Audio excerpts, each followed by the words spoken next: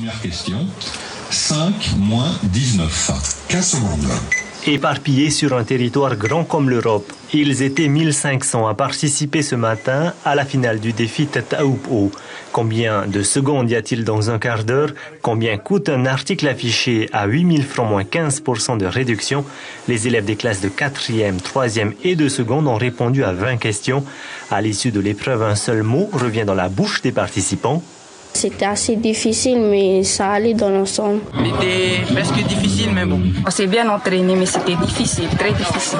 Là où je les ai pu s'entraîner, c'est sur la forme du concours. Parce qu'aux qualifications, on s'est rendu compte que à la radio, assis ici, c'est ça qui les a un peu perturbés. Donc on s'est plus s'entraîner sur la forme que sur le fond. Ali Campbell sur Polynésie Première avec... Le concours était organisé en direct sur Radio Première avec aux commandes l'animateur Pascal et le professeur de mathématiques Bertrand Fillou. Quel est l'objectif? C'est de faire aimer les mathématiques?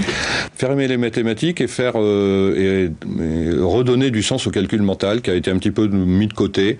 On a souvent pensé que c'était uniquement connaître ses tables de multiplication et réciter ses tables de multiplication. C'est faire comprendre que c'est un formidable moyen de mettre en place du raisonnement. Organisé depuis 6 ans, le défi Tataoupo est aujourd'hui victime de son succès. Il est désormais installé dans le paysage polynésien.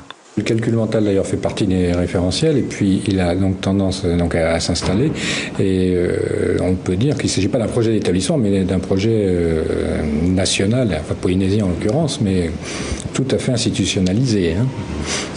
Quant aux résultats du concours, ils seront connus au mois de mai.